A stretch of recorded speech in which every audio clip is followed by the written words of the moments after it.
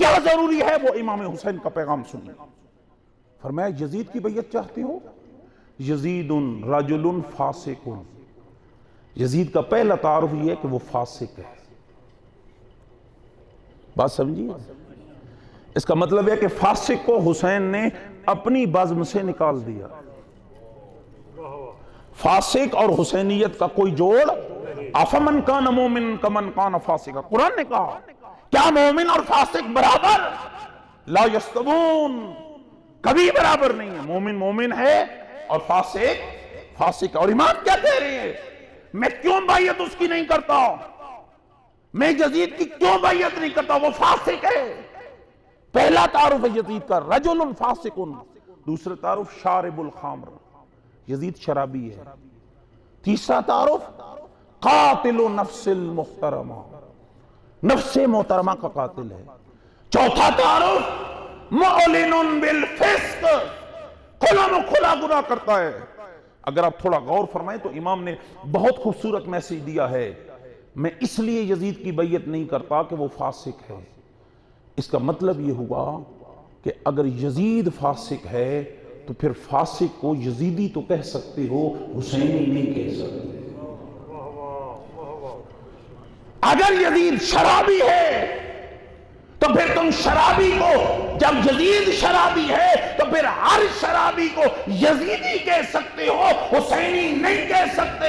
اگر یزید نفس محترمہ کا قاتل ہے تو پھر ہر نفس محترمہ کے قاتل کو یزیدی کہا جا سکتا ہے، لیکن حسینی نہیں کہا جا سکتا۔ اور آخر میں میرے مولا نے فرمایا جاؤ، میں خالی اپنی طرف سے نہیں، آج سے لے کر قیامت تک آنے والے ہر حسینی کی طرف سے، ہر عزادار کی طرف سے، ہر ماتمی کی طرف سے، ہر مومن کی طرف سے، ہر مواحد کی طرف سے میرے امام نے اعلان کیا مثلی لا یبایع مثلا، قیامت تک کے لیے مجھ جیسا اس جیسے کے سامنے ڈٹ سکتا ہے لیکن جھک نہیں سکتا۔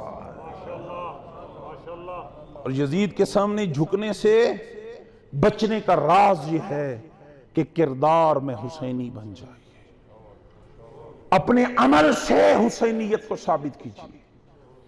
میرے بھائیوں، اپنے گھروں میں حسین لائیے۔ ان مجلسوں کا مقصد کیا ہے؟ حسین شناسی، معرفت حسین۔ 10 دن حسین کے گھر آ کر بندے کو حسین سمجھنا آئے تو پھر دو ہی باتیں ہیں، یا اس کا ظرف اس لائق نہیں ہے کہ وہ معرفت حسین حاصل کر سکے، اور یا وہ جہاں گیا ہے وہاں حسین سمجھایا نہیں گیا۔ آخری ایک بات کہہ رہا ہوں، حسین کی معرفت کے لیے پہلا زینہ کیا ہے، پہلی سیڑھی کیا ہے جس پہ قدم رکھیں گے تو معرفت حسین کی طرف چلیں گے؟ مجلس، عزاداری، ماتم، بڑے بڑے عالم کو سننا، یہ سب باتیں حق ہیں، لیکن ان سے پہلے ایک شے ضروری ہے، اور وہ کیا ہے؟ رزق حلال ہوگا تو معرفت حسین کی پہلی سیڑھی چڑھو گے۔ یہ بنیاد ہے معرفت حسین کے لیے، رزق کا حلال ہونا۔ جب بی بی طاہرہ سلام اللہ علیہا نے روز عاشور پوچھا تھا، کس سے پوچھا تھا؟ امام حسین علیہ السلام سے۔ کب پوچھا تھا؟ جب تیروں کی آوازیں آ رہی تھی، تلواریں چل رہی تھیں، نیزے بڑھ رہے تھے۔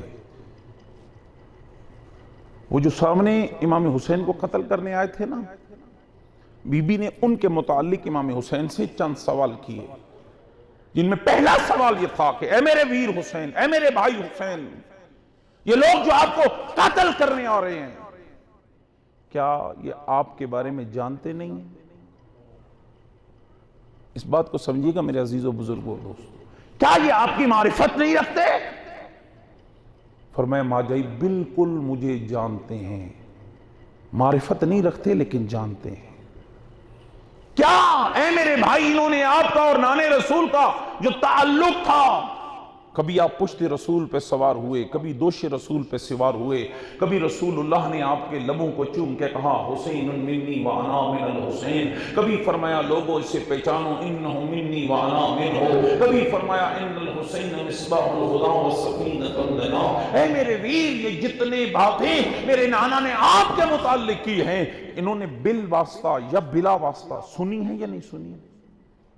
اب آپ خود سوچیں، وہ جو امام حسین کو قتل کرنے کربلا میں آئے تھے، کیا نہیں جانتے تھے کہ یہ نواسہ پیغمبر ہے؟ بولیے تھوڑا میرے ساتھ، کیا نہیں پتا تھا کہ یہ فرزند بتول ہے؟ کیا نہیں جانتے تھے کہ اس کے گھر میں قرآن اترا؟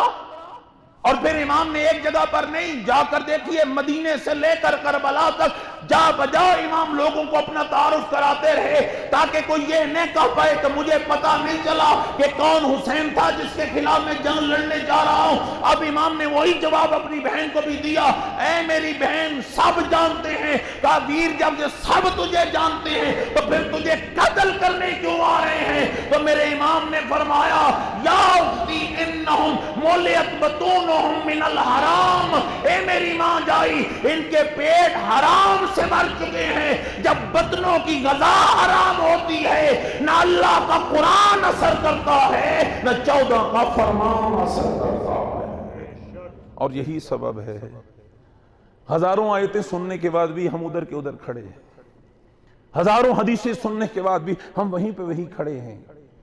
ہو سکتا ہے ہمارے بدنوں کی غذا درست نہ ہو۔ اور حسینیوں پہلا زینہ ہے معرفت حسین کے لیے بدن کی غذا کا پاک ہونا۔ اور میں کہتا ہوں اگر لوگوں کے پیٹوں کی غذا پاک ہوتی، علی کی بیٹی بازار نہ جاتی۔